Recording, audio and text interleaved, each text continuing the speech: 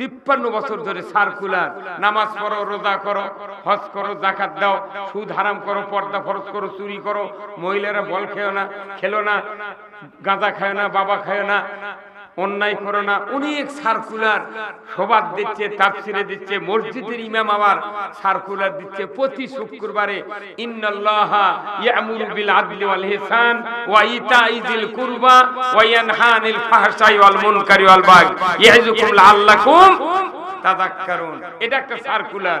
এরপরে দ্বিতীয় সার্কুলারের আগে আরেকটা সার্কুলার, আল্লাহর রাসূলের হাদিস যে ওয়াসুলতানু জিল্লুল্লাহি ফিল আরদি মান আহনা সুলতানাল্লাহি ফিল আরদি আহনাহুল্লাহ। এগুলো হলো সার্কুলার। একটা চাকরির বিজ্ঞপ্তি থাকে না ভাই, কথা আমার অমুক জায়গার লোক লাগবে, সার্কুলার সারা হয়ে গেছে, আপনার অমুক পেপারের কাটিং এ পড়ে দেখেন যোগ্যতা কি, তার শিক্ষাগত যোগ্যতা, তার অভিজ্ঞতা আছে নাকি, এরই উপর নির্ণয় করে এই সার্কুলার নিয়ে আপনি দরখাস্ত করেন। কথা ঠিক কিনা? তা আমাকে রাসূল 13 বছর সার্কুলার দিয়েছেন মদিনা মক্কাতে, কিন্তু ওই সার্কুলার মক্কার মাটি কায়েম করতে পারে না। আমরা যারা সার্কুলার দিচ্ছি, সাইদি সাহেব থেকে শুরু করে যত বক্তা, যত ইমাম, যত তাফসীর কারক সার্কুলার দিচ্ছি, এই সার্কুলারের এক তিল পরিমাণ কি বাংলাদেশে কায়েম হচ্ছে? এই কথা বলেন না আপনারা, কায়েম হচ্ছে? সার্কুলার কি? আল্লাহ তাআলা বলছেন ইমামরা বেশি সার্কুলার দেয়, প্রতি জুমাতে একই সার্কুলার পেশ করে। সেটা হলো কি? নিশ্চয় আমি আল্লাহ হুকুম দিচ্ছি, তোমরা ন্যায় বিচার করো, তোমরা আত্মীয়র হক আদায় করো, তোমরা ফাহিশা, অশ্লীল, গর্হিত এবং হারাম কাজ থেকে বিরত থাকো। এইগুলো হলো সমস্ত জিকিরের উপর সবচেয়ে বড় জিকির। এরপরে রাসূলের আরেকটা সার্কুলার হলো যে ন্যায়পরায়ণ শাসক আল্লাহর ছায়া সদৃশ্য, যে বা যাহারা ন্যায়পরায়ণ শাসক কায়েমের বিরোধিতা করবে তারা হলো স্বয়ং আল্লাহর বিরোধিতা করলো। আজ এই কথাগুলো, যত কথা আমরা মসজিদে বলি, মাহফিলে বলি, এই সার্কুলার আমরা সারা জীবন দিচ্ছি। এই সার্কুলার কি বাংলাদেশের 1 ইঞ্চি জায়গা কায়েম হচ্ছে কোনদিন? এই ধরে কোন হচ্ছে? কেন হয়নি?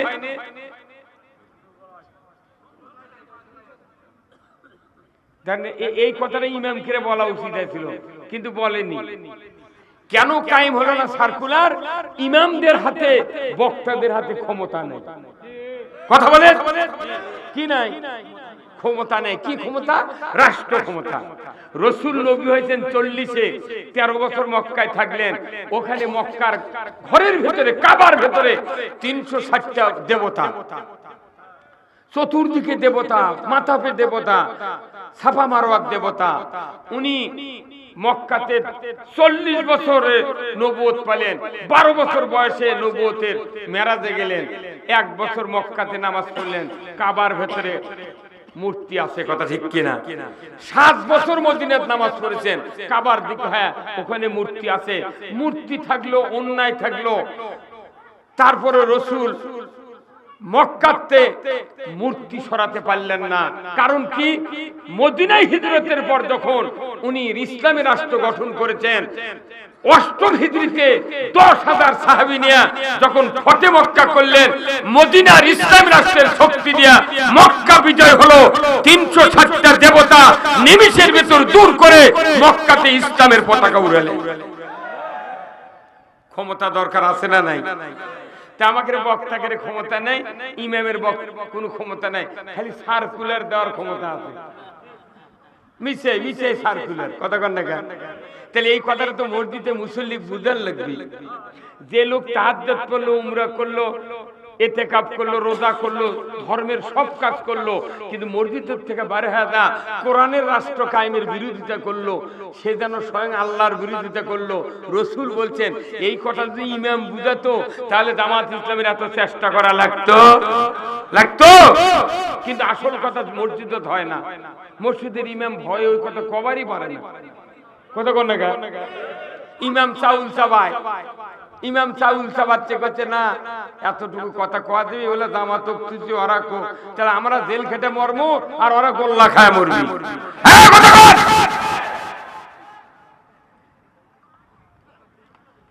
আল্লাহর কথাগুলো এগুলো সার্কুলার, লৌহে মাহফুজের সার্কুলার। আমার ভাইরা, আল্লাহ রাব্বুল আলামিন কোরআনুল কারীমে বলছেন, ওয়াতিউল্লাহ ওয়াতিউর রাসূলাহু, তোমরা আল্লাহর আনুগত্য করো, রাসূলের আনুগত্য করো, ইন কুনতুম মুমিনিন, যদি তোমরা মুমিন হও। যদি তোমরা মুমিন হও, আল্লাহর আনুগত্য করো, রাসূলের আনুগত্য করো। কার কথা? সবাই কোন কার কথা? তাহলে আমরা যদি মুমিন হই, আল্লাহর আনুগত্য মানে কি? কিছু মানবো কিছু মানবো না। কি করতে হবে? সব মানতে হবে। সুদ হারাম কে করেছেন? পর্দা ফরজ কে করেছেন? এই দেশে কি সুদ হারাম আছে? তাহলে আল্লাহর আনুগত্য আমরা করছি। এই দেশে কি পর্দা ফরজ আছে? কিচ্ছু নাই। ইসলামের কোন বিধিবিধান বাংলাদেশে চালু নাই। শুধু একটা জিনিস আছে, সেটা হলো খাতনা করা। কথা কোন না? ইমানদারের ঘরত একটা ছোট বাচ্চা জন্মেছে, ছেলে সন্তান, 7 বছর বয়স হলে এর খাতনা করা লাগবে। কেউ যদি খাতনার বিরোধিতা করে, সে যদি ওই ছেলের নানাও হয়, ওই জামাই ও শ্বশুরের দাঁত ভাঙে ফেলে দেবে।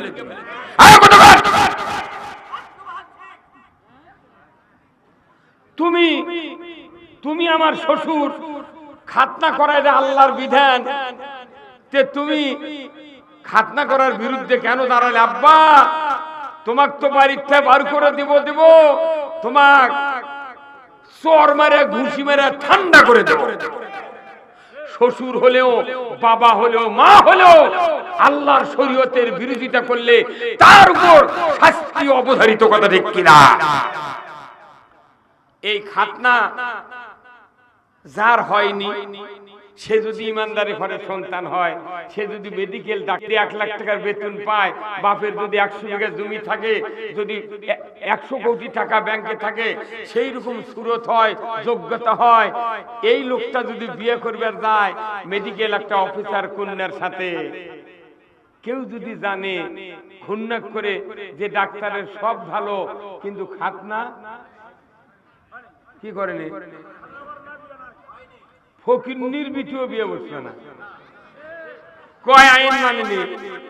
খালি একটা আইন মানেনি, খাতনা করেনি। তার দাড়ি, টুপি, জুব্বা, নামাজ সব আছে। এটা হচ্ছে আল্লাহর আনুগত্য। আবার ওযুর কয় ফরজ? 4 ফরজ। আল্লাহর আনুগত্য যদি আপনি করেন, তাহলে 4 ফরজ আদায় করা লাগবে।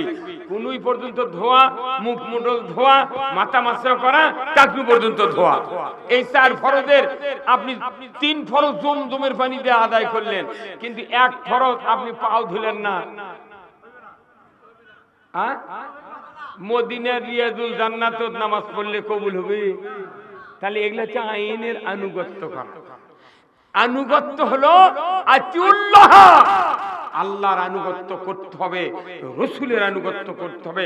যারা আল্লাহর আইনের, আল্লাহর আনুগত্য করে না, রাসূলের আনুগত্য করে না, এরা কখনোই মুমিন হতে পারে না।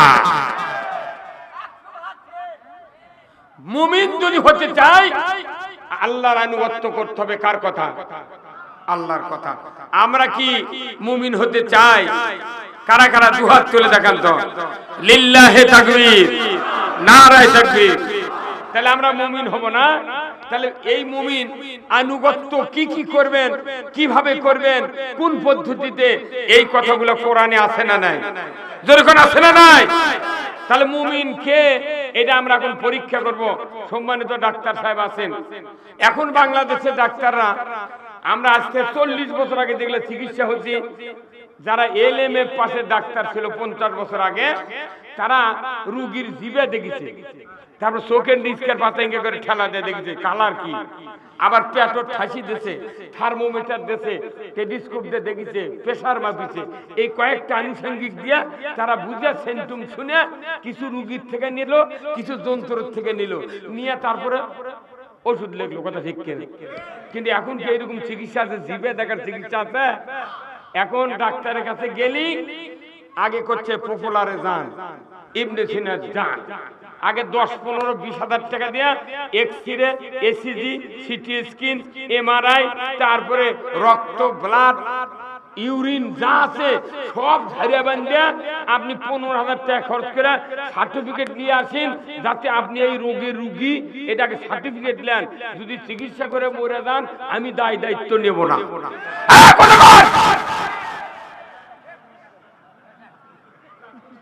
কতক্ষণ আসল কথাগুলো এটাই। এখন এইগুলি চিকিৎসার সব রিপোর্ট টেপোর্ট নিয়ে ডাক্তারের কাছে হাজির। আবার ওই রিপোর্ট দেখেছে এমবিবিএস ডাক্তার, আবার রুগী যাচ্ছে কার কাছে? ওই এমবিবিএস ডাক্তারের কাছে। এখন যাওয়ার পর চিকিৎসা এত সোজা হয়ে গেছে বুঝছেন, মানে রিপোর্ট দেখবি ক্যাশ ক্যাশ করে লেগিচ্ছি। কতক্ষণ আমি যদি সাইকেল ঘুরে নিয়ে দেখি যে সাইকেলের বল নাই, বিয়ারিং নাই, মেকার সাথে সাথে ধরে পড়বি যে এর তালে সাইকেলের বিয়ারিং আর বল বদলালে চাকা সোজা হয়ে থাকবে।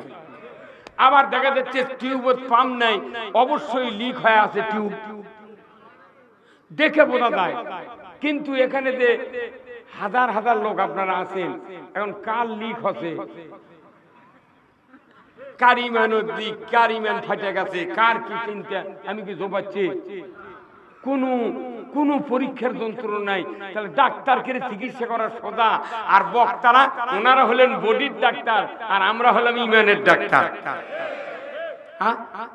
বডির ডাক্তারের জন্য কত সুবিধা, পরীক্ষা নিরীক্ষা করে রিপোর্ট দিচ্ছে, খালি মোবাইলের গান শুনিচ্ছে আর ওষুধ লেগেছে।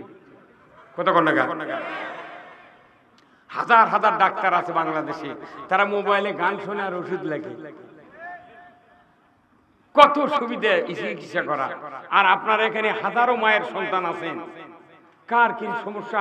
একটা লোক, আমার এই 46 বছরের বক্তৃতার জীবনে 46 বছর ইমামতি করতেছি, কোন একটা মুক্তাদি মসজিদের দাঁড়িয়ে করলে না, হুজুর আমার বউ পর্দার থাকে না, বড় বেটা নামাজ পড়ে না, মাজলা বেটা কিস্তির থেকে লিয়ে টাকা লিয়ে ভ্যান কিনেছে। কেউ কয় না, জুম্মা যাই তাই মনে করে পীর সাহেব। কথা কয়, এতগুলা মানুষের মধ্যে বক্তৃতা করি, একটা লোক কোনোদিন উঠে খোলো না যে আমার বাড়ির 12 জন মানুষ, তারই 13 জনই বেনামাজি। কেউ কথা, কেউ কয় না। তাহলে আপনি কোন রোগের কথা বলেন না, কি কথা ঠিক কিনা? কিন্তু আমার এই ভাইয়ের কাছে যখন চিকিৎসার জন্য যাবেন, তখন দেখবেন ডাক্তার প্রেসার টেসার মাপে বলে, হ্যাঁ ভাই আপনার কি সমস্যা? তখন বলি কি আমার মাথার ব্যথা, বুকত চিন চিন করে জ্বলে, আমার রাত্রে ঘুম হয় না, পায়খানা কষা, আবার সকালবেলা উঠলে গাও থরথর করে। কথা ঠিক কিনা? 9টা ব্যারামের কথা কছেন। তারপরে পরীক্ষা নিরীক্ষা করে এখন রিপোর্ট আসছে, আপনাকে আবার ডাকিছে রুগী, আসেন রিপোর্টের সাথে আপনার কথার সাথে দেখি আপনার এই রিপোর্টটা কি বলে। তখন আপনি মনে মনে করছেন, ও হো আমার যে ঘুম হয় না, কি কথা তো কইনি, ওই আর একটা যোগ করছে। কথা ঠিক কি? মানে যত রোগ আছে সব ডাক্তারের কাছে কয়। সমাজে এমন একটা আল্লাহর বান্দা পাইলাম না যে ওর বাড়ি, ওর ব্যক্তিগত ভাবে, ওর ফ্যামিলিগত ভাবে কতগুলা সমস্যা আছে, কতগুলা রোগ আছে, ধর্মীয় রোগ, একটা লোক কোনদিন কাউকে কয় না। নামাজ সারা জীবন পড়ে না, তাও নিজেকে মনে করে বেশ তো গেছি। কথা কয় গেছি। আচ্ছা, ওর ওই যাওয়ার চিন্তা কি ঠিক? বেশ তো যেতে গেলে কার হুকুম মানা লাগবে? সেই হুকুম কি মানবেন? মানবেন? তাহলে মুমিনকে এর 1 নাম্বার সূত্র হলো আল্লাহ তাআলা কোরআনে বলছেন, ইন্নামাল মুমিনুনা আল্লাযীনা ইযা যুকিরাল্লাহ ওয়াজিলাত কুলুবুহুম ওয়া ইযা তুলিয়াত আলাইহিম আয়াতুহু জাদাতহুম ঈমানা ওয়া আলা রাব্বিহিম ইয়াতাওয়াক্কালুন। মুমিন কে? তারই সূত্র শুরু হলো সূরা আনফাল।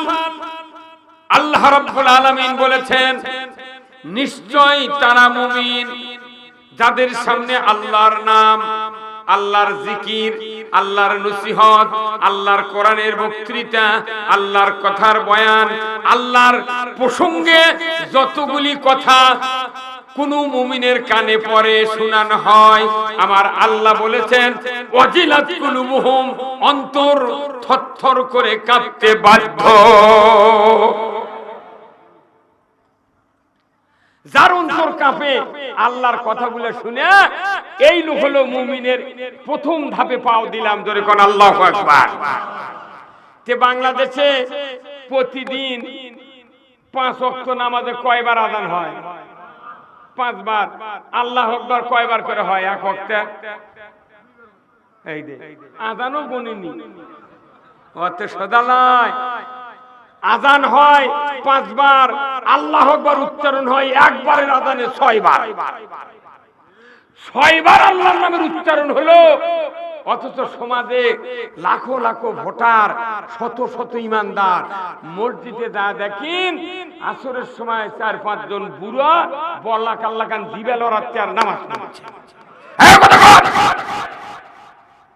শুক্রবারে যারা নামাজ যায় 10 আনা মুসল্লি বেনামাজি, 6 আনা নামাজি, 10 আনা লোক নামাজ পড়ে না। তাহলে বলেন তো, আল্লাহর নামের উচ্চারণ হলে ওয়াজিলাত কুলুবুহুম, অন্তর থরথর করে কাঁপে তাদের, যাদের অন্তরে মুমিনের যোগ্যতার প্রথম ধাপ অর্জন হয়েছে, ধরে বলুন ঠিক কিনা।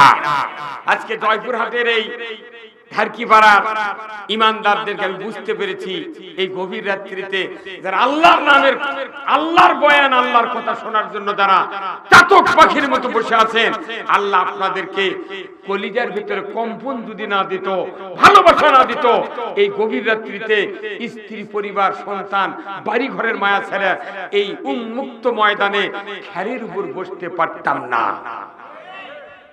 আল্লাহ তাআলা বলছেন এই গুণ যাদের থাকবে, আল্লাহ তাআলা বলছেন ওয়াইজা তুলিয়াত আলাইহিম আয়াতুহু, এমন মুমিনের সামনে যখন কোরআনের আয়াত তেলাওয়াত করে শোনানো হবে, অর্থ বুঝিয়ে দেওয়া হবে, কোরআনের জ্ঞানের কথা যখন মানুষকে যখন বুঝায় দেওয়া হবে, আমার আল্লাহ বলেছেন জাদাতুম ঈমান, ওই বান্দা তখন আল্লাহর দিকে ধাবিত হবে, ইসলামের দিকে ধাবিত হবে। আমি তখন আল্লাহ ওই বান্দার অন্তরের চেহারা, অন্তরের খবর যখন বুঝতে পারবো, আমি ইচ্ছা করেই ওই বান্দার কলিজায় ঈমানকে বাড়িয়ে দেই। যাদের কোরআন শুনলে ঈমান বাড়ে এরা হলো মুমিন, জোরে কোন আল্লাহু আকবার। যাদের কোরআন শুনলে ঈমান বাড়ে না, চুলকায়। কথা কোন এই চশমালা ভাই, আপনি কথা বললেন, একবারও কথা কোন না আপনি। ওই যে লীল পাঞ্জাবির জানি, হে আপনি 5 মুখ টাকাচ্ছেন, আপনি আপনি হাত তোলেন তো দেখে। হ্যাঁ, আপনি কথা কোন, একটাবার কথা কোন না আপনি। যাদের কোরআন শুনলে ঈমান বাড়ে তারা হলো মুমিন, আর যাদের কোরআন শুনলে অন্তর চুলকায়, রাগ পয়দা হয়, বিদ্বেষ পয়দা হয়, এই লোকগুলি হলো কুমিন। কি কুমিন? বলুন তো, কাঁঠালের পাতা, আমের পাতা আছে না নাই? আটাবেলের পাতা আছে না নাই? নিমের পাতা আছে না নাই? পৃথিবীতে যতগুলি বৃক্ষ আছে, সকল বৃক্ষের পাতা যদি একত্র করে একটা মানুষের পুরো শরীরে যদি ঘর্ষণ দেওয়া শুরু করেন, বলুন তো বিষাক্ত ছাড়া কি ওই পাতা দিয়ে ডললে কি মানুষের জ্বলন শুরু হবে? হ্যাঁ, সব পাতা ডললে কিছু হয় না, কিন্তু বিষাক্ত পাতা আপনি দেখেননি হঠাৎ করে পাওয়ার ঠেকেছে। কত বলে আপনি জঙ্গলের মধ্যে হেঁটে যাচ্ছেন, পাতা কখন ঠেকেছে আপনি জানেনই না, কি 2 ধাপ যাচ্ছি কুটকুট শুরু হয়। কথা কয় ভাইরা আমার, যারা কোরআন শোনার পর ঈমান বানে না, কলিজা থরথর করে কাঁপে না, আল্লাহর মহব্বত পয়দা হয় না, এই লোকগুলির অন্তরে বিষাক্তর পাতা যেরকম শরীরে জ্বলে, ওদের অন্তরে তার চেয়ে বেশি জ্বালা শুরু হয়ে যায়। যাদের কোরআন শুনে ঈমান পয়দা হয় না, তাদেরকে আল্লাহর নবী হেদায়েত করতে পারে না। কিন্তু আজকে আপনারা 1400-1500 বছর পরে এই জয়পুরহাটের জমিনে এতগুলি মানুষ গভীর রাত্রিতে কোরআনের মজমায় বসে আছেন। আমার রাসূল বলেছেন, যারা রাতের আরামকে হারাম করে দেয়া কোরআন শোনার জন্য সামান্যক্ষণ টাইম ব্যয় করবে, কিয়ামতের ময়দানে এক সামান্য টাইম পাস করার কারণে 60 বছরের নফল ইবাদতের সওয়াব লেখা হবে। কোরআন শোনা হলো ইবাদত। দরিগণ কি কোরআন শোনা ইবাদত? কিন্তু কোরআন শুনলে হবে না। ইবাদত ফুলফিল করতে গেলে কোরআনের বক্তব্য শুনে লাভ হবে না। কোরআন বিজয়ের যারা কাজ করবে তারা হলো মুমিনের দাবিতে সত্যবাদী। তারা হলো মুমিনের দাবিতে সত্যবাদী। কোরআন বলছে, কি বলছে? কোরআন বলছে, আল্লাযীনা আমানু ইউকাতিলুনা ফি সাবিলিল্লাহ ওয়াল্লাযীনা কাফারু ইউকাতিলুনা ফি সাবিলিত তাগুত। যারা ঈমানদার, প্রকৃত ঈমানদার, প্রকৃত মুমিন, তারা কোরআনের পক্ষে আন্দোলন করে। আল্লাহু আকবার। আর যারা কাফের, অবিশ্বাসী, আল্লাহর আনুগত্য করতে অবিশ্বাস করে, রাসূলের আনুগত্য করতে অবিশ্বাস করে, আল্লাহ নিজে বলেছেন এরা হলো তাগুতের বন্ধু, এরা তাগুতের দোসর। ধরে বল ঠিক কিনা? এই বাংলাদেশে কোরআন আছে না? এই কোরআন শরীফে একটা আয়াত আছে সূরা আর রহমানে। এই পৃথিবীতে কোরআন নাযিলের পর থেকে আজ পর্যন্ত একটা আয়াত 2 বার আমল হচ্ছে এই বাংলাদেশে, 2 বার। এই ভারতবর্ষে একটা রাজা ছিল, তার নাম হলো লক্ষণ সেন। তাই কোনো পলে গেছিল একবার, ওই যে পলে গেছে আর দেশে আসতে পারে নাই। আর এইবার এসে জননেত্রী শেখ হাসিনা পলে গেছে। এই আয়াতের কার্যকরী এই যে বৈষম্য বিরোধী ছাত্ররা, তারা কোটা সংস্কার, বৈষম্য, পদত্যাগ চাই, তুমি সরকার ক্ষমতা বাদ দাও, এই করতে করতে করতে আজই পদত্যাগ করতে হবে। কিন্তু তারা কোনো পালাতে হবে এই স্লোগান দেয়নি। এই স্লোগান কারো মুখতি ছিল না। আমাদেরও বিশ্বাস হয়নি যারা এইভাবে হাওয়াই মিটার মতো চলে যাবে। কথা কোন না? কিন্তু আয়াত বলছে যে এই আয়াতের কার্যকরী ভূমিকা এই বাংলাদেশে কায়েম হয়েছে। আল্লাহ তাআলা সূরা আর রহমানে একটা আয়াত বলেছেন, ইয়া মাশারাল জিন্নি ওয়াল ইনসি ইসতাতাতুম আন তানফুযু মিন আকতারিস সামাওয়াতি ওয়াল আরদ ফানফুযু লা তানফুযুনা ইল্লা বিসুলতান। এত বড় কার্যকারী আয়াত। এই আয়াতে মানুষ তারাবির নামাজ কত যুগ ধরে পড়তেছে। আল্লাহ বলেছেন মানুষের ভেতর থেকে, জিনের ভেতর থেকে যারা আমি আল্লাহ আমার বশ্যতা স্বীকার করবে না, আমার আনুগত্য মেনে নিবে না, আমার হুকুম মানতে নারাজ হবে, আমি আল্লাহ ঘোষণা দিয়ে দিলাম আমার রাজ্য থেকে তোমরা বেরিয়ে যাও। কেউ লাঠিলে তারা ধরে কি ভাই ধরতে, কেউ গালাইনি, কিছু করেনি। ওরা এমনি এমনি আয়াতের ভয়ে চলে গেছে। ওরা নিজেরা বুঝছে আমরা আল্লাহর আনুগত্য করিনি। মসজিদ বানালে কি হবে? কথা কয়, মসজিদ বানালে লাভ হবে না। আল্লাহ কোরআনে বলছেন আল্লাযীনা কাফারু ওয়া সাদ্দু আন সাবিলিল্লাহ আদাল্লা আমালাহুম। সূরা মুহাম্মাদের প্রথম আয়াতে আল্লাহ বলছেন যারা অবিশ্বাসী, যারা কোরআনের আইন মানে না, কোরআনের বিধান মানে না, কোরআনকে অবিশ্বাস করে, মিথ্যা মনে করে, এই লোকগুলি নিজেরা নেক কাজ করতে থাকবে, সাথে সাথে আবার মানুষকে আল্লাহর পথ থেকে বিরত রাখার চেষ্টা করবে। মামলা দিয়া, হামলা দিয়া, জেল দিয়া, খুন দিয়া, গুম দিয়া, আয়না ঘর দিয়া বাধা দিবে। আমার আল্লাহ বলছেন আদাল্লা আমালাহুম, তাদের জীবনের সমস্ত নেক আমল ধ্বংস করে দেব আমি আল্লাহ। মসজিদ করে লাভ কি? ওইটা লোক আল্লাহর আইনে বাধা দিচ্ছে। কথা কোন না? দেশত কত মুন্সি আছে, কোন দলক ধরেনি, খালি ধরিতে জামাত। একই যদি বন্ধ করা যায় আমাদের ময়দান ক্লিয়ার। কথা কোন? ওরা আল্লাহর আইন চালু করতে চায়, আর যারা আমাদেরকে বাধা দিল তারা মানুষের আইন চালু করতে চায়। টুপি নিয়ে, দাড়ি নিয়ে, রোজা নিয়ে, হজ নিয়ে, উমরা নিয়ে, কোন ধর্মীয় ব্যাপার নিয়ে আকিটা যদি 4টা গরু জব করে গায়ের মানুষ খিলায়, আত্মীয় খিলায়, কেউ মিছিল করবে না।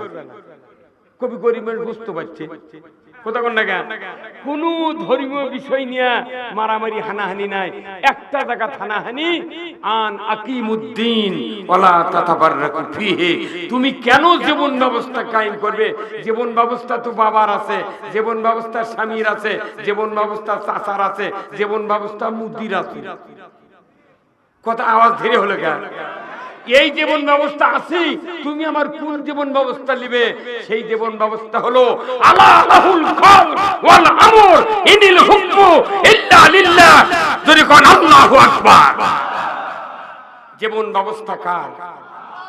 ইন্নাদ দীনা ইনদাল্লাহিল ইসলাম। জীবন ব্যবস্থা ইসলাম আল্লাহর কাছে প্রিয়। যতদিন পর্যন্ত মানুষের কাছে, ঈমানদারের কাছে প্রিয় না হবে, ওই ঈমানদার মুসলমান হতে পারবে না। মুসলমান হতে গেলে ঈমান আনলি মুসলমান হওয়া যায় না, আমাকে ইসলাম মানতে হবে। Islam is the complete code of life. মানবতার জন্য ইসলামী জীবন ব্যবস্থা, এটা ব্যক্তি, পরিবার, সমাজ, রাষ্ট্র, অফিস, আদালত, কোর্ট কাছারি, অর্থনীতি, সমাজনীতি, জীবনের সকল ক্ষেত্রে যে আইন আল্লাহ দিয়েছেন তার নাম হলো ইসলাম, তার নাম হলো জীবন ব্যবস্থা। বলুন তো ইসলাম অর্থ কি? না, এটা ব্রিটিশ সরকার বলে গেছে ইসলাম অর্থ শান্তি। ইসলাম অর্থ হলো জীবন ব্যবস্থা, কোড অফ লাইফ। আর ব্রিটিশ কয়ে গেছে তোরা খালি কবু ইসলাম মানে শান্তি শান্তি শান্তি শান্তি। কিছু নয়, ইসলাম মানলে শান্তি, না মানলে অশান্তি। সেই অশান্তি কত প্রকার, কি কি উদাহরণ সহ 16 বছরে বোঝা গেছে। এই বোঝার পর আবার যদি ইসলাম পরিত্যাগ করেন, বাংলাদেশের আজ হোক কাল হোক, বাংলাদেশের ইমানদাররা যদি যে দলই করুক, যে গ্রুপই করুক, ইসলামের দিকে যদি এগিয়ে যেতে দেওয়া না যায়, আগামী দিনে এমন পরিবেশ তৈরি হবে কাউরও পিঠের চামড়া থাকবে না। অনুরোধ করছি, ইসলাম হলো জীবন ব্যবস্থা। যে জীবন ব্যবস্থা সুদ হারাম হবি, পর্দা ফরজ হবি, চুরি বন্ধ হবি, জানা বন্ধ হবি, ঘুষ বন্ধ হবি, দুর্নীতি বন্ধ হবি, বেপর্দা বন্ধ হবি। এইগুলি কি চান না আপনারা? যারা দেশ চালালো, যারা চালাতে চাচ্ছে, বা যারা আমরা যাবার চাচ্ছি ক্ষমতা, আমাদের সব আইনই দেশের চলে, কিন্তু খালি এই 4টা আইন যদি চলতো। এক নম্বর হলো নামাজ কায়েমের আইন, যাকাত আদায়ের আইন, ন্যায়ের আদেশ, অন্যায়ের নিষেধ। এই 4টা আইন যদি এই পৃথিবী, এই বাংলাদেশে চলতো, পৃথিবী নয় পুরো বাংলাদেশ একবার পানির মতো চলতো।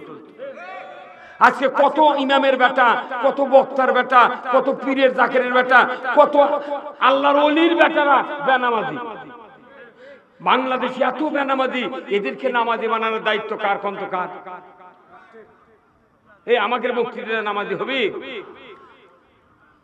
30 বছরে মসজিদে আযান দিচ্ছে, তাদেরকে মুয়াজ্জিনের বেটা আযান ছিল, দুম্মত আসে না, তাহলে আযান দিয়ে লাভ কি হলো? তার মানে বক্তৃতা দিয়ে, আযান দিয়ে নামাজ কায়েম হবে না। নামাজ কায়েম, ওই আযান দিল মুয়াজ্জিন, সার্কুলার মারলো, এসো কল্যাণের দিকে, এসো নামাজের দিকে, আল্লাহু আকবার, যে আল্লাহ বড়, এই ঘোষণা দিয়ে হাইয়া আলাস সালাহ, হাইয়া আলাল ফালাহ বললো। কিন্তু এটা সার্কুলার হলো। সরকার যদি নামাজ কায়েম করে, আল্লাযীনা ইম্মাক্কান্নাহুম ফিল আরদ আকামুস সালাতা ওয়া আতাউয যাকাতা ওয়া আমারু বিল মারুফ ওয়া নাহাউ আনিল মুনকার ওয়ালিল্লাহি আকিবাতুল উমুর। জোরে কন্না মারহাবা। সূরা আল হজ 41 নম্বর আয়াত। আমার আল্লাহ বলেছেন, মুসলমান ইমানদার যদি তুমি কোন ভূখণ্ডের শাসনভার হাতে পাও, প্রধানমন্ত্রী হও, সরকার হও, প্রেসিডেন্ট হও, ক্ষমতায় দাও, আমার আল্লাহ বলেছেন 4টি দফা চালু করবা। 1 নম্বর নামাজ কায়েমের আইন। জোরে কন্না মারহাবা। নামাজ চালু করবে কে? সরকার। সরকারের নামাজ চালু করার দায়িত্ব আল্লাহ দিয়েছে। এখন এই তবলিগ আর মুন্সি আর জামাত আর বক্তৃতা আর পীরগিরি কিয়ামত পর্যন্ত করবি, ওই পীরের বেটা পকেট কাটা হবি।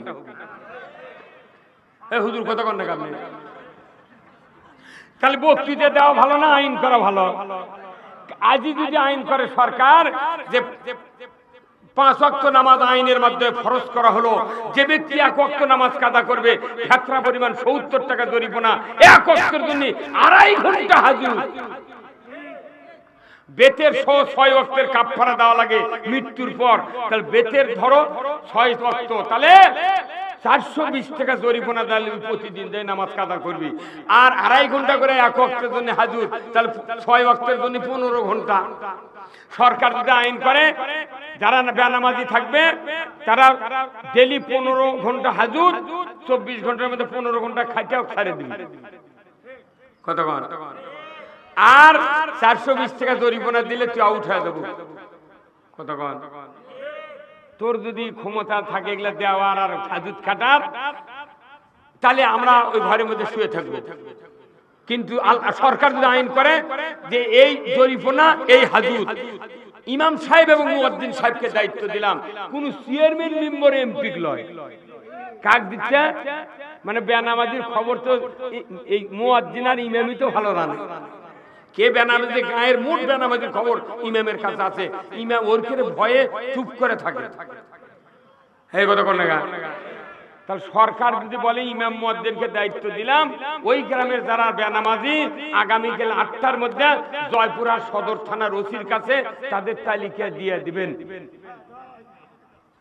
আজ রাত্রে 3টার সময় বেনামাজির বউ, বেনামাজির মা আর বাবা কই, বাবা তোর 14 থেকে থেকে পারবো? আর ডেলি 420 টাকা জরিমানা দিবার পারবো। যদি পারিস তাহলে শুয়ে থাক, যদি না পারিস ওযু করে মুয়াজ্জিনক ডাকাইলে মসজিদ যা।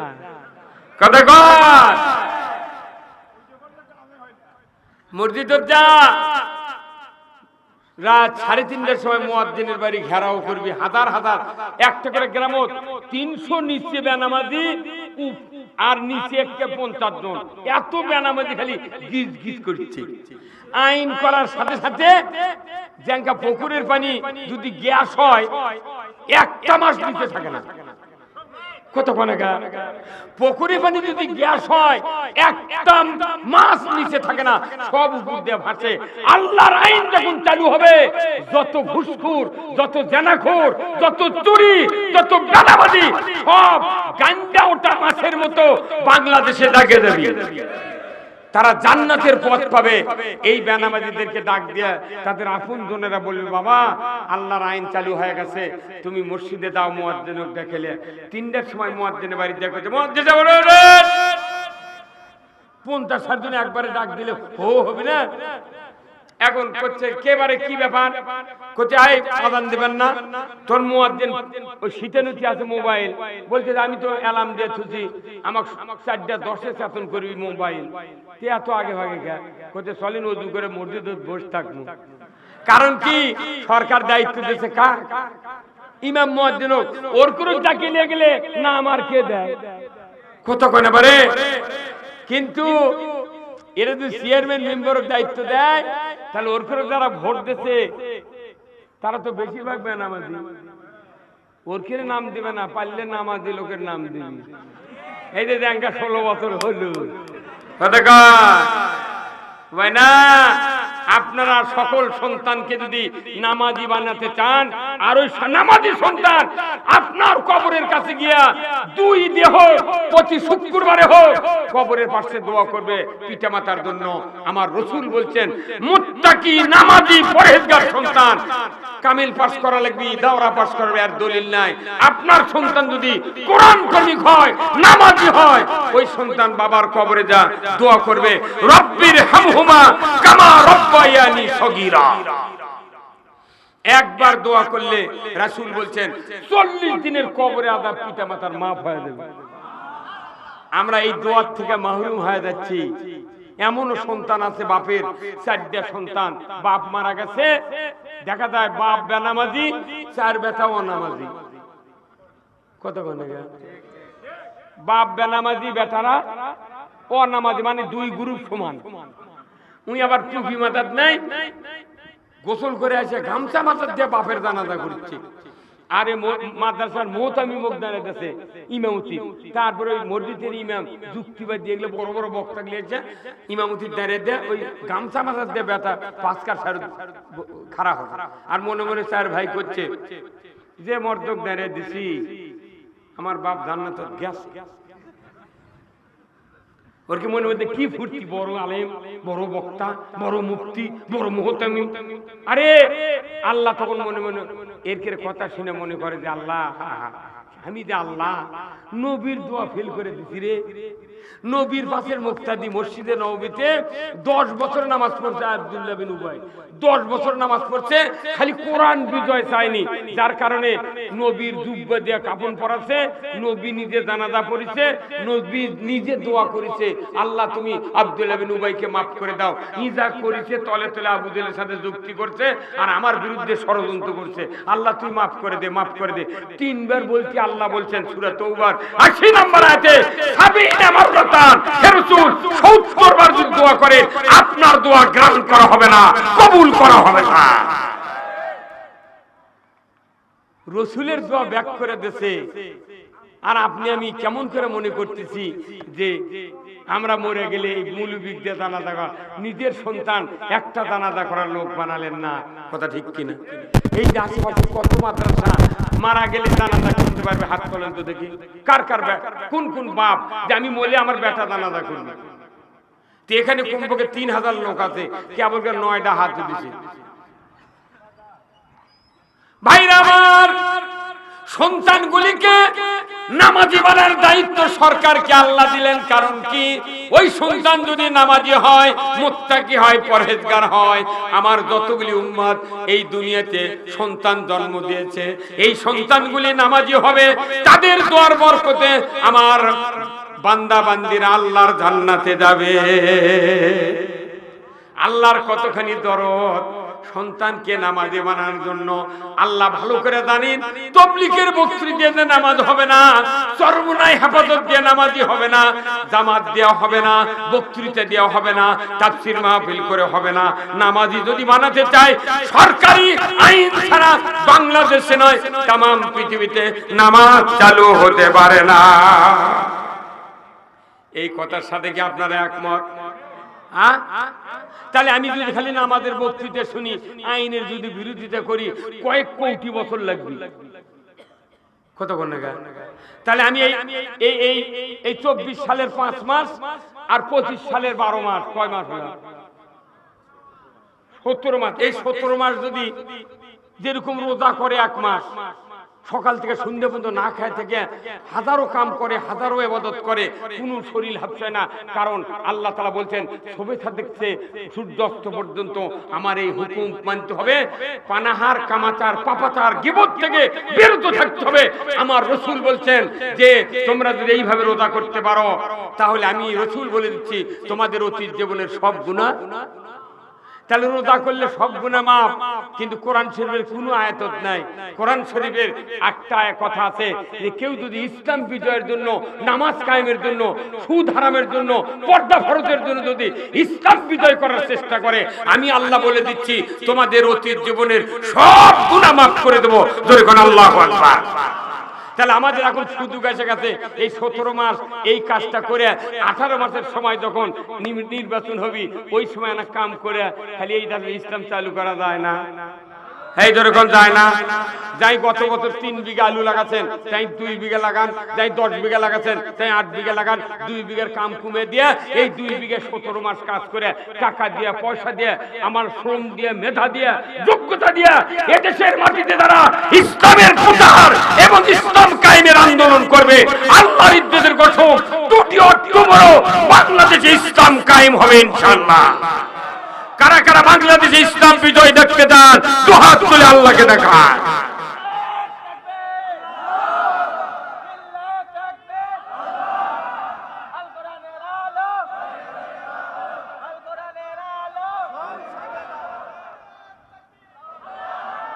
তাহলে আমরা আমাদের আজ 54 বছর হলে দেখতেছি খালি মানুষের আইন, কথা ঠিক কিনা? আমার বয়স এখন 66। কত? আমার বয়স এখন 66 বছরের বয়স, আমি একজন মানুষ 66। আমার বাপ মারা গেছে 103 বছর বয়সে, তাহলে 66 আর 103 কত হয়?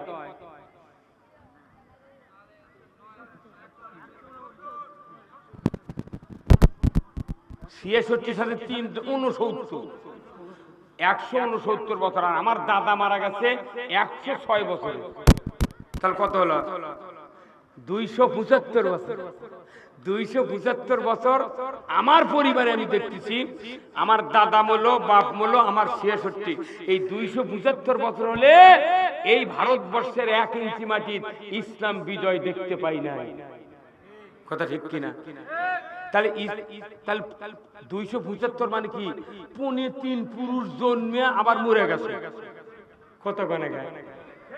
দাদা দেখে পারেনি। দাদা, আমার দাদা বিয়ে করছে, দলিলত লেখা আছে সিরি, আর টুপি ছিল লাল উঁচা টুপি টিকিয়ালা। আমার বাপ বক্তা, আমার সাথে, আমি আমার বাপের সাথে বক্তৃতা করছি। আব্বা মাঝে মধ্যে কাঠের একটা বাক্স খুলে ওই টুপি দেখি। আমি কই, আব্বা এটা কাঠ টুপি? করছে, বেটা এটা তোর দাদার টুপি। কে টুপি? টিকি কে? করছে, না ব্রিটিশ আইন করছিল যে যদি তুমি দলিলত বা বিভিন্ন নাম টাম লেখো তাহলে সিরি লেখা লিখবি।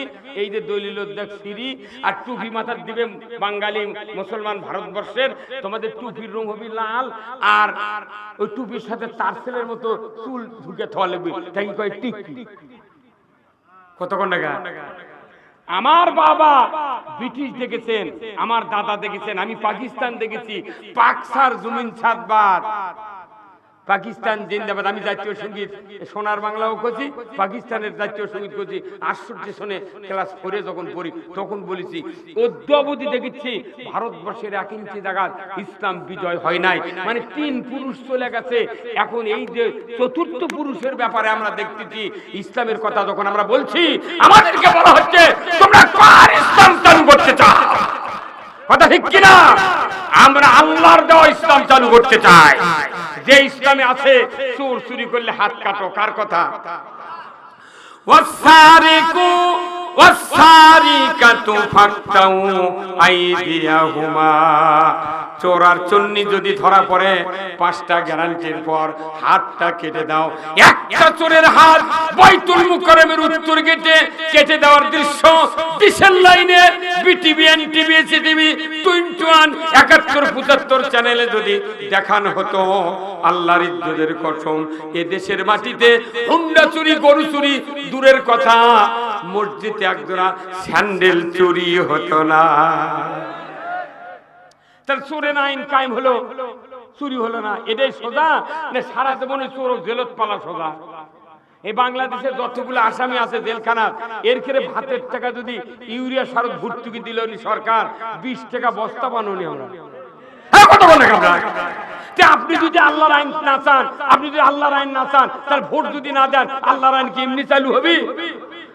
ওরা আবার এই আল্লাহর আইন চালু হবে এই ভয়ে ভোটের দরজা বন্ধ করে দিয়া দিনের ভোট রাতত মারছে। কথা কোনে খেলা? ওরা জানে নির্বিঘ্নে সুষ্ঠু ভোট যদি দিই, আমরা ভোটই পাবো না, জামানত কারু ফেরত আসবে না। সেই জন্য কায়দা করে এগুলো করেছে রে পাগল। আপনি বুঝতে পারছেন না। আর আমাকে মনসিরা করেছি কি, যারা না আল্লাহর আইন চায় তারা আবার টাকা খাওয়া ওরকু আবার ভোট দিচ্ছে। একটা ভেড়ার দাম 6,000, একটা খাসির দাম 20,000, একটা গরুর দাম 3 লাখ টাকা। এতগুলো গরু, খাসি, ভেড়ার কত দাম? আর মানুষের বডির দাম 270 কোটি টাকা। এই 70 কোটি টাকার বডি এলা এই এত টাকা দিয়ে আল্লাহ বানালো, এই মানুষের সব পার ফ্রি দিল। আল্লাহ কলো তুমি আমার দিন কায়েম করো। এই দিন কায়েম যখন হবি ভোট দিয়া, তখন টাকা খায়া ওই ভোট দিল আরেকজন। এই কথা বললেন না? আবার ভোটের দিন 4টার সময় চেয়ারম্যানের কাছে যা করতে, চাচা এখনো কালি ভরায়নি, মানুষ আরো হাফ কেজি খাবি। ভাই না মনে করছেন ভোট পেতে বাজে কাম। কোরআনুল কারীম সূরা মায়দার 8 নম্বর আয়াত আল্লাহ তাআলা বলছেন, কি হবে? কি কথা কয়? কি হবে? কি করতে ভাই?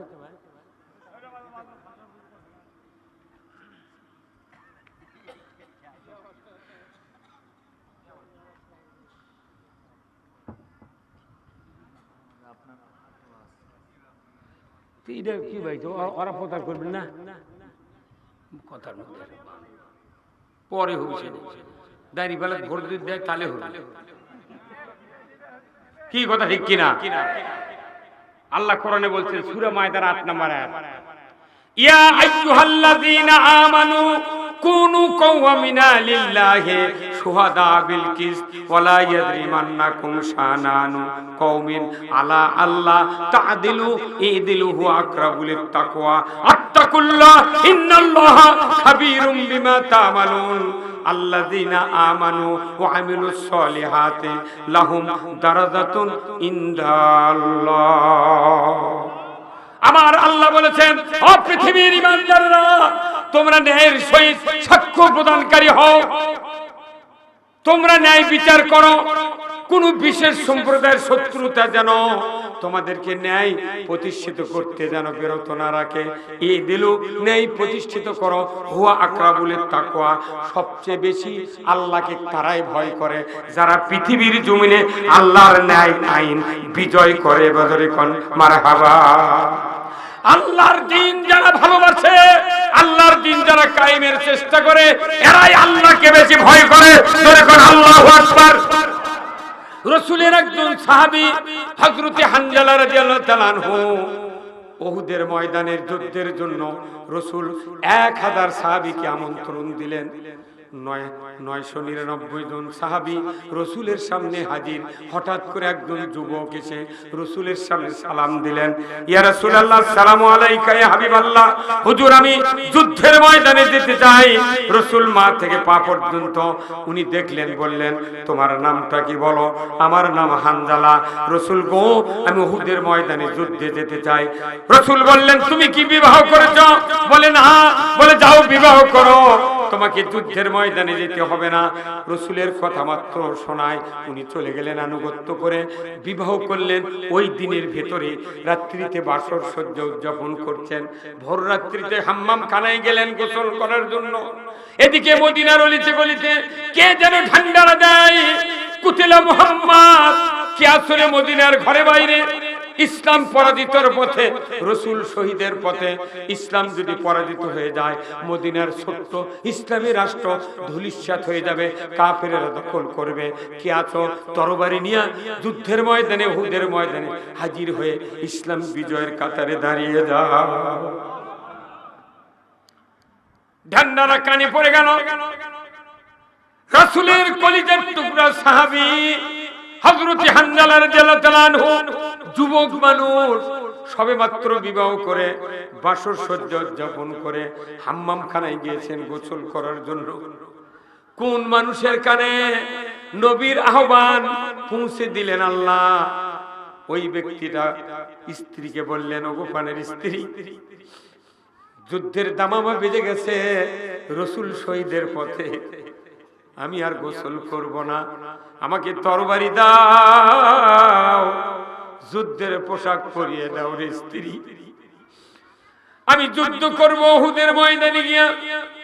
ওনার স্ত্রী বললেন, পানের স্বামী, আপনার উপর গোসল ফরজ, গোসল করেন, আমি সহস্তে তরবারি দিব, পোশাক পরিয়ে দিব গো স্বামী, আমি দেরি করব না, বিরক্তি করব না, বাধা দেব না। হযরত হানজালা বললেন, পানের স্ত্রী, গোসল করতে গিয়া আমার নবী যদি শহীদ হয়ে যান, ইসলামী রাষ্ট্র যদি পরাজিত হয়ে যায়, যুদ্ধের ময়দানে যদি সাহাবারা যুদ্ধে যদি পরাজিত হয়ে ফিরে আসে, একজন সাহাবী জীবিত থাকবে না, মদিনার ইসলামী রাষ্ট্র থাকবে না। ওগো পানের স্ত্রী, গোসল করতে যদি এই কাজগুলি ঘটে যায়, আমি হানজালা, আমাকে কিয়ামতের ময়দানে আসামির কাঠগড়ায় দাঁড়াতে হবে। ভাইরা আমার, আল্লাহর ইজ্জতের কসম, এদেশে যদি ইসলাম কায়েমের এই দলকে যদি বারবার যে সরকার এলো, সেই সরকার যদি বাধা না দিত, এই বাংলাদেশে আজ থেকে 25 বছর আগে ইসলাম বিজয় হয়ে যেত। ওর একটাই কাম, খালি বাধা দেওয়া। কি কে বাধা দেয়নি? সব বাধা দিয়েছে, আমরা দেখেছি। তারপরও যত জুলুম নির্যাতন হয়েছে, জুলুম দিয়ে, জেল দিয়ে, হামলা দিয়ে, খুন দিয়ে, ফাঁসি দিয়েও এই দলকে যখন আর বাধা দিতে পারলো না, শেষে এসে 1 তারিখে ব্যান করলো। কি করলো? ব্যান, নিষিদ্ধ। খালি নিষিদ্ধ করার সাথে সাথে আল্লাহ বুঝে পারলো, এই জন্যই তো আমরা দেরি করলো। কথা কয় যে তুর্কিরাকে শেষ সীমানা না দেখি, যখনই 1 তারিখে ব্যান, 5 তারিখ দেড়টার সময় করতে চলে যায়। কথা কয় না রে, এই ভাই কথা বলেন না আপনি এখনই বগলের তলে। হ্যাঁ, কাম বাদনি আমাকে যাবে না, অনাহারে থেকে কাজ করতে হবে। সাহাবারা বাসর রাত্রিতে গোসল না করে যুদ্ধে যাওয়ার জন্য তরবারি, গায়ের পোশাক চেয়েছেন স্ত্রীর কাছে। আমাদের স্ত্রী যদি এইরকম একটা খবর পায় যে আমার স্বামী যাচ্ছে, মিছিলত যাচ্ছে, গুলি করলি শহীদ হয়ে যাবি, কাল আমার বাপ জয়পুরহাট থেকে R15 কিনে এনে দিছে, তোক দেশে বিয়ে আমার সাথে, তুই এখনই কোনটি যাবো? খাজুরের গাছের সাথে বান্ধে তুমি ময়না কুন্ডি যাচ্ছে তুই, তোকে আমি দেখনই না। আর তারা নির্বিঘ্নে চলে যান। স্বামীর আহ্বান শোনা মাত্রই হযরত হানজালার স্ত্রী যুদ্ধের পোশাক পরিয়ে দিয়েছেন। দুরিগণ আল্লাহু আকবার। তরবারি হাতে দিয়ে বলছেন, স্বামী, ও স্বামী, আপনি যান। যে মানুষের কথা বলেছেন, ওই মানুষটা যদি মদিনায় ইসলামী রাষ্ট্র কায়েম না করত, আমি নারী জীবিত থাকতে পারতাম না। রাসূল যখন 13 বছর মক্কায় ছিলেন, ওই সময় শিশু নারী জীবিত কবর দেওয়া হয়েছে। কথা ঠিক কিনা? ও স্বামী, চলে যান, আর দেরি করেন না, চলে যান। যুদ্ধের ময়দানে নবীর তাবুর সাথে দেখা না করে হযরত হানজালা সদর্পে যুদ্ধের ময়দানে নেমে গেলেন। যুদ্ধ করতে করতে এক পর্যায়ে উনি শাহাদাত বরণ করলেন। মদিনায় খবর চলে গেল, ওগো হানজালার স্ত্রী, তোমার স্বামী শাহাদাত বরণ করেছেন, আমরা খবর পেয়েছি, তোমাকে খবর দিতে এসেছি। ওনার স্ত্রী চিন্তা করলেন, সর্বনাশ, আমার স্বামীর উপর গোসল ফরজ ছিল, ফজরের নামাজ পড়ে নাই, এই স্বামী শহীদ হয়েছেন, যদি তাকে এই অবস্থায় মাতফুন করে তার শরীর নাপাক হবে, কিয়ামতের ময়দানে শাস্তির মুখোমুখি হয়ে যাবে আমার স্বামী। উনি মুহূর্তকাল দেরি না করে পাগল বেশি চলে গেলেন উহুদের ময়দানে রাসূলের দরবারে। জোরে কন্যা মারহাবা। আল্লাহর নবীর সামনে গিয়ে বললেন, ইয়া রাসূলুল্লাহ, ইয়া হাবিবাল্লাহ, হুজুর, আমার স্বামী হযরত হানজালা আপনার হুকুম নিয়ে আমাকে বিবাহ করেছেন, আজকে রাত্রিতে বাসর সজ্জা উদযাপন করেছেন, ভোর রাতে গোসলের ময়দানে গিয়া হাম্মাম খানায় গিয়ে আপনার আহ্বান যখন শুনেছে, আমি শিকল দিয়া স্বামীকে বেঁধে রাখতে পারি না। ইয়া রাসূলুল্লাহ, আমি জানি শহীদ যারা হয় রক্তাক্ত অবস্থায় মাতফুন করেন। ইয়া রাসূলুল্লাহ, আমি আপনাকে খবর দিতে এসেছি, আমার স্বামীর উপর গোসল ফরজ ছিল, আমার স্বামী গোসল করে নাই, ফজরের নামাজ পড়ে নাই। হুজুর গো, আমাকে দিয়ে দেন, স্বামীর লাশটা গোসল করায় দেব, আপনি তারপরে মাতফুন করবেন, দাফন করবেন, আমার আপত্তি না। রাসূল বললেন, ওগো হানজালার স্ত্রী, আমার সাথে তো দেখা হয় নাই, তুমি কেমন করে বলছো? বলে, ইয়া রাসূলুল্লাহ, আল্লাহি, আল্লাহর কসম, আমি কসম করে বলছি, আমার স্বামীকে তরবারি দিয়েছি, আমি যুদ্ধের পোশাক পরিয়ে দিয়েছি। হুজুর গো, আমার স্বামী শহীদ হয়েছে, একটু খুঁজে দেখেন না কোথায় আমার স্বামীর লাশটা পড়ে আছে। জোরে কন্যা মারহাবা। আল্লাহর নবী বললেন, ও আবু বকর, উমর, উসমান, আলী রে, তোমরা একটু দেখো না উহুদের ময়দানে কতজন সাহাবী শাহাদাত বরণ করে আছেন। যারা হজ করে এসেছেন, এই হাজী সাহেবরা উহুদ প্রান্তরে গিয়ে দেখবেন উহুদের পুরো পাহাড়টা লাল, রাসূলের দান মোবারকের রক্ত উহুদের ময়দানে পড়ার কারণে আল্লাহর কুদরতে উহুদ পাহাড়কে আল্লাহ তাআলা লালে লাল করে দিয়েছে। সারা পৃথিবীতে যত মানুষ হজ করতে আসবে দেখতে পাবে যে ময়দানে রাসূলের দাঁত শহীদ হয়ে রক্ত পড়েছিল, ওই ময়দান লাল লাল দেখলেই রাসূলের দাঁতের কথা মনে হবে। জোরে বলেন ঠিক কিনা? ভাইরা আমার, এক নয় দুই নয়, সমস্ত সাহাবীর লাশ রাসূলের সামনে কাতারবন্দি করে শুয়ে দিলেন। 70 জনের ভেতরে 69 জনের লাশ আছে, কিন্তু আল্লাহ রাসূল দেখছেন। দেখতে দেখতে দেখতে দেখেন একজন সাহাবী যে শহীদ হয়েছেন স্বামীর আহ্বানে স্ত্রী তরবারি দিয়েছেন, পোশাক পরিয়ে দিয়েছেন। ওই স্বামী হানজালার লাশ নাই। রাসূল একবার লাশের দিকে তাকালেন, শহীদদের দিকে, আর একবার আরশের দিকে তাকালেন। আল্লাহ বলেন, জিবরাইল খবর চায় আমার হাবিব, মুহূর্তকাল দেরি করো না। যে হানজালা ফরজ গোসলের 3 ফরজ কাজা করেছে, ফজরের নামাজের 2 ফরজ কাজা করেছে। ও জিবরাইল, মুহূর্তকাল দেরি করে না। নামাজ কায়েম করে নাই, গোসল আদায় করে নাই, দ্বীনের বিজয়ের লক্ষ্যে যুদ্ধ করার জন্য আহ্বান শোনা মাত্রই তরবারি নিয়ে জিহাদের ময়দানে উহুদ প্রান্তরে এসে যুদ্ধের ময়দানে নেমেছে। নিজের জীবনে বাজি রেখে জীবনের মায়া করে নাই, শহীদ হয়েছে।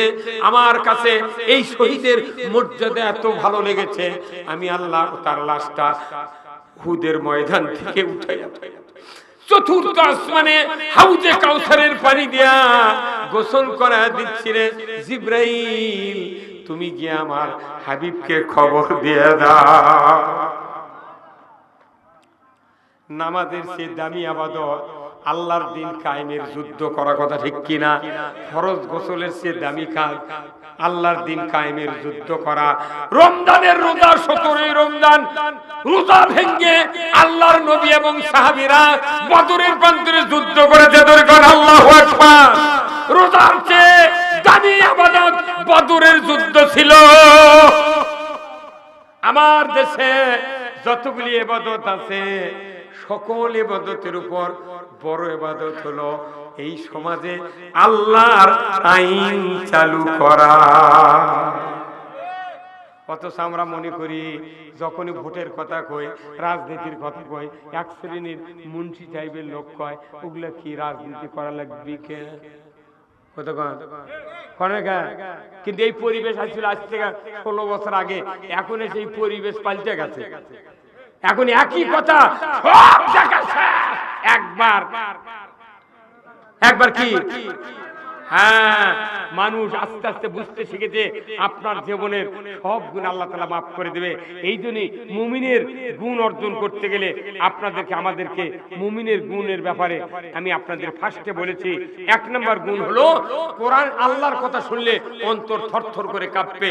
2 নম্বর গুণ হলো কোরআন শুনলে ঈমান বাড়বে। 3 নম্বর গুণ হলো এই মুমিনেরা আল্লাহর উপর ভরসা করবে। জোরে কোন আল্লাহু আকবার। কার উপর ভরসা করবে? আল্লাহর উপর। আমার ভাইরা, এই মুমিনকে আরেকটি গুণ হলো আল্লাযিনা ইউকিমুনাস সালাত, এরা নামাজ কায়েম করবে। জোরে কোন আল্লাহু আকবার। এরা কি করবে? তা আমাদের কথা নামাজ কায়েম হবে, সরকার বানাবো এমন যাতে ওই সরকার নামাজ কায়েম করে। 2 নাম্বার।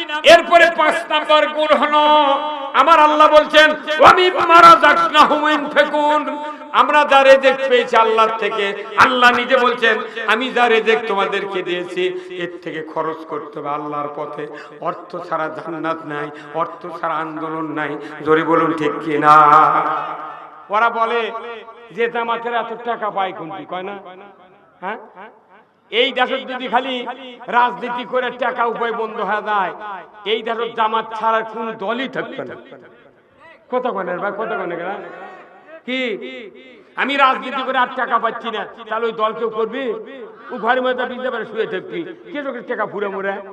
আর আমরা বাংলাদেশে 10 টাকা করে দিই জামাতের লোক, 1 মিনিটের মধ্যে 10 কোটি টাকা জড়ো হয়ে যাবে। 20 টাকা দিলে 20 কোটি, যদি 15,000 করে এক একজনে, যদি এই বাংলাদেশে 50 লাখ লোক যদি 15,000 করে দিই, টাকা ঠিকই কোল্ড স্টোর ভরে ফেলে দেবো আমরা। কথা কন না? তোরা টাকাও দিবি না। আমাকে কয় মাস আগে, কয় বছর আগে কথা পুলিশেরাও কথা যে এই অর্থ যোগানদাতা। হ্যাঁ, কথা কন না? কি কথা? অর্থ যোগানদাতা। এরা অর্থ দেয়, আমরা অর্থ আল্লাহ দিই, তোক দিই। তুর্কের অর্থ ঢাকার থেকে আসে, আর আমাদের অর্থ এই ধারকি পাড়াতে ঢাকার যায়। আমাদের থেকে আমরা যে দল করি তোর কিসের মাথার চাল থেকে যায়? ওটা আবার পুলিশ ধরে লেদা করছে ইনি অর্থদাতা। কে তোর বাপের ভেউ বেঁচে দিছে নাকি? এখন কত টাকা বড় কত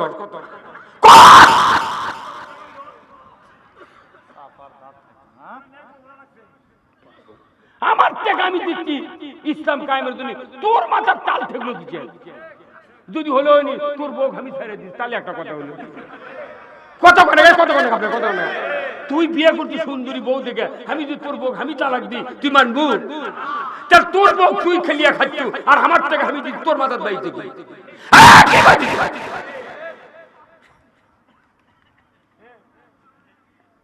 এক বিঘা ভিউ বেঁচে দেবো, কথা ঠিক কিনা? সবাই 10,000 করে টাকা দেবেন, 4,000 হুন্ডার মিছিল করবেন এই সদর, সকলে 10,000 টাকা করে দেবো। এই দেশের মোট হুন্ডাই জয়পুরহাটে যত হুন্ডা আছে সারা হুন্ডা এই মুড়ের থেকে মাথা থাকবি উমিন্দে ঘুরে আসবে, ওই মাথা আবার ওই হুন্ডার মাথা টাকা লাগবে।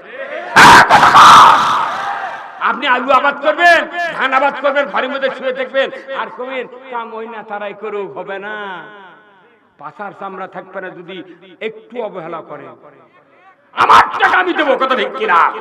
আপনাকে এখানে যে ধান দেখতেছি ধানের কালার দেখে আমার কলজে শুকিয়ে গেছে, কি সোনার কালার রে।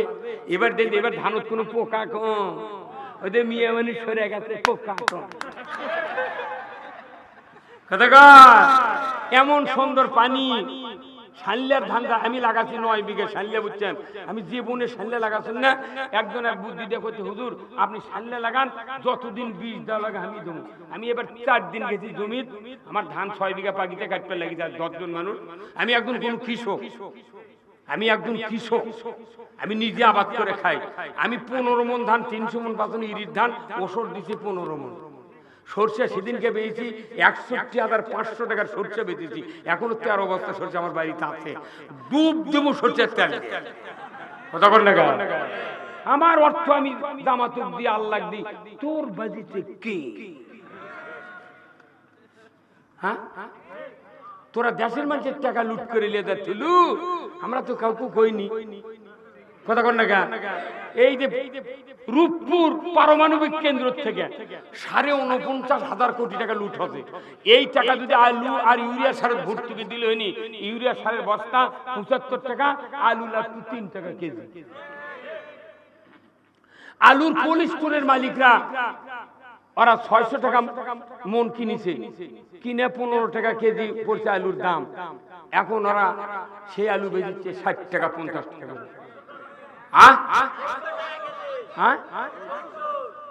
তাহলে এটা কি, এটা উচিত? অর্থ আর ওটি বাড়েনি, আর ভাড়া টাড়া ধরে না 20 টাকা হলো, 73 টাকা দাম। সব জায়গা যারা তরি, যারা পটল কিনিচ্ছে, ওই যারা গাছ লাগাচ্ছে ওটি কিনিচ্ছে 6 টাকা 7 টাকা না 12 টাকা কেজি, নিয়ে এসে 60 টাকা 40 টাকা কেজি বেচছে। এই বাংলাদেশে সব সিন্ডিকেট। আপনি দেখেন প্রত্যেক টাউন বন্দরে কি ইজি বাইক, অটো, ভ্যান, রিক্সা নাই ভাই? এত যানবাহন পৃথিবীর কোন দেশে নাই। কারণ কি জানেন? কোরআন শরীফ পড়ে আমি দেখেছি 5টা মৌলিক চাহিদা সরকারকে দিতে হবে: খাদ্য, বস্ত্র, চিকিৎসা, শিক্ষা, বাসস্থান। এই 5টা গ্যারান্টি সরকার দেবে জনগণ। এখন গরিব মানুষ ভেউ ভাও নাই, আবাদ নাই, ব্যবসা বাণিজ্য নাই, কি দিয়ে হাট বাজার করে সোল পোলক বাঁচায়? ওই জন্য 1 বিঘা জমি কট খেয়ে ওই ইজি বাইক, তারপর চার্জার ভ্যান, তারপরে ঈদে উঠে কিনে খালি করছে। ডেলি যদি 150 টাকা উপায় হয়, তার 4 দিন পর হাট, 4 দ্বারে কত 600, তাহলে 600 টাকাতে আমার সোল বললে হাট করা যাবে। এই জন্য যা দেখেন সিএনজি চালাচ্ছে, এক লাইনও 40টা সিএনজি খারাপ আছে, 2 টিপ খালি পায় 5 জন 10 জন। আর টাউনের মধ্যে হাঁটার বুদ্ধি নাই, খালি ইজি। এখন করছে এইগুলোকে এত যানবাহন বাজিছে, আর পুলিশও করছে সুসে দিয়ে ওকে টায়ার কানা করে দিই। সরকারের দায়িত্ব এই মানুষগুলির খাওয়া পড়ার গ্যারান্টি দেওয়া। এদের খাওয়া পড়ার গ্যারান্টি না দিয়ে ওই টাকাগুলা ফ্রিজের মধ্যে, আলমারির মধ্যে, চৌকির তলে, খাটের তলে, ওই বিশ্ব ব্যাংক করে বিদেশ করছে। আমার দেশ গরিব দেশ, গরিব হয় না? এদেশে যদি কোনোদিন ইসলাম ক্ষমতায় দেয়, এত খাটা লাগবে না। সৌদি আরবে যান, 2-4টা হুন্ডা চোখত পরে মাঝে মধ্যে, একটা রিক্সা নেই, ভ্যান নেই, অটো, চার্জার, সিএনজি কিচ্ছু নেই। ওরা খালি ঘুম পারে আর খায়। কারো কি সরকার দায়িত্ব লেছে? ইন্দোনেশিয়া যান, আপনি আফ্রিকা যান, খ্রিস্টান দেশে যান, ওই কুয়েতে যান, কুয়েতে জন্ম নিলি সরকার দায়িত্ব নেয়, ওদেরকে পালে। আর আমাদের এটি কোনো দায়িত্ব নাই, যাই হাঁস পালে আনা বাড়ি করে খাচ্ছে, ওরই উপর আবার ট্যাক্স আদায় করছে। রে আমার টাকা দিয়ে আমার টাকা বাপের টাকা বাড়ি করছি, তুই এসে ঘরের খাজনা নেবো কারণ কারণটা কি? খাজনা দিবেন না, আমার 800 টাকা খাজনা নেয়।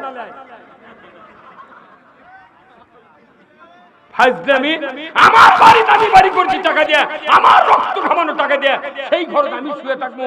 তার ইটের ঘরের খাজনা একটা আলাদা, মাটির ঘরের একটা আলাদা, যার বাড়ির খাট আছে, পাকা জানলা আছে, মাঝে আছে, মনে হয় বিছনার চাদরেরও খাজনা হইলে।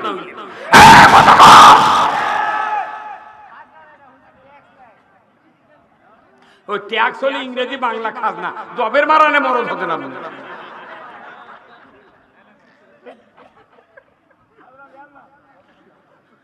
চাঁদাবাজি বন্ধ হয়ে যাবে ইসলাম কায়েম হলে। এই বর্তমানে যে সমস্ত পুলিশ বাহিনী আছে, প্রায় পুলিশ বাহিনী এই যে এই সরকার আইন করছিল, এই পদত্যাগের মানে পলিয়া দেওয়ার হচ্ছে 1.5 বছর আগে, দাঁড়িয়ে যার থাকবি তাই চাকরি করতে। এখন এসপি পুলিশ অফিসারকে কি সুন্দর দাঁড়ি, আল্লাহ যে হারে আল্লাহ পুলিশ বাহিনীকে সাহস যোগ্যতা দিচ্ছে, সেনাবাহিনীকে যোগ্যতা দিচ্ছে। একটু ধৈর্য ধরেন, এই দেশের মাটিতে যদি কোনোদিন ইসলাম বিজয় হয়ে যায়, প্রত্যেকটা সিন্ডিকেট আউট হয়ে যাবে। ধনীরও অভাব হবে না, গরিবেরও অভাব হবে না। আপনি যদি ইসলাম বিজয়ের পক্ষে সহযোগিতা না করেন, আমাকে সার্কুলার থেকে দেবি, কাম হবে না। তাহলে এই ইসলাম ক্ষমতায় দিতে হবে কে? কার কথা? আল্লাহ কোরআনে বলছেন যে তোমরা ইসলামকে ক্ষমতায় বসাও। আমরা ক্ষমতায় বসতে চাই না, কোরআনকে ক্ষমতায় দেখতে চাই। কোরআন ক্ষমতা গেলে এত ইজি ভাই, হাইরে মানুষ খাতে রে, হাঁস পালে, গরু পালে, তার মাছ চাষ করে, পটল লাগে, ধান লাগে, আলু লাগে, মানুষ হায় হায় আলুর বাগুর দিয়ে হাত দিয়ে লারে দেয়, ওই শিয়ার মুদে দেয়, বান্ধে দেয়, আর আলু কয় তুই বড় হ বাবা, বড় হ। এর কিরে বাড়িতে একটা SS5 এর গেট নাই, একটা লোয়ার গ্রিল নাই, অথচ খালি এমপি হচ্ছে আর গুলশানে 22 তলা বাড়ি। খালি একবার দুইবার গার্মেন্টসের পোশাক, 2000 পিস গার্মেন্টসের পোশাক একটা দেশ খালি ইম্পোর্ট পাচ্ছে, ওটা বানিয়ে দিচ্ছে 6 টাকা করে গার্মেন্টসের পোশাকের দাম পড়ছে, সেটা বিক্রি করছে কমপক্ষে $500 করে। ওরা 2 বছরের মধ্যে কোটি কোটি টাকার মালিক। ওই জন্য তো বড় বড় ধনী লোকেরা এমপি হওয়ার জন্য টাকা দিয়ে কার্ড নেয়। আমাকে 2 জন এমপি হয়েছিলেন, মন্ত্রী হয়েছিলেন, মতিউর রহমান নিজামী, আলী হাসান মোহাম্মদ মুজাহিদ। কথা ঠিক কিনা? জোট সরকারের সময় নয়, ওই যে ফখরুদ্দিন যখন আসছিল, অনুবীক্ষণ যন্ত্র দিয়ে 1 ইঞ্চি 1 তোলা পরিমাণ দুর্নীতি ধরা পড়তে পারে নাই।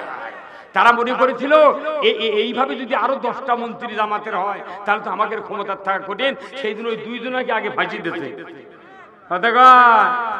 এলার সব বিচার হবে,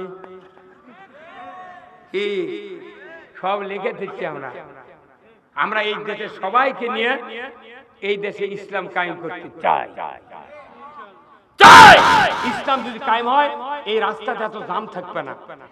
আমার একটা আফসোস হয়, এত টাকা খরচ করে রাস্তা করলো রে, বাংলাদেশের রাস্তা গেলে কলজের শান্তি। কিন্তু আমার একটা দুঃখ যে হাসিনা ওটি চলবে পারল না। একদিক দিয়ে যাচ্ছি, একদিক দিয়ে আসছি, কি আরাম। আল্লাহ করছে ওর কোক দিয়ে করে এলে তোর কোক দিয়ে হাঁটামো। কথা ঠিক কিনা? মুসলিম আমি, সৈনিক আমি, আমি চির রণবীর, আল্লাহকে ছাড়া কাউকে মানি না, নারাই তাকবীর। মুসলিম আমি, সৈনিক আমি, আমি চির রণবীর, আল্লাহকে ছাড়া কাউকে মানি না, নারাই তাকবীর। বীর মুসলমান ধরো আল কুরআন, ফিরায়া আনো সেই হারানো সম্মান।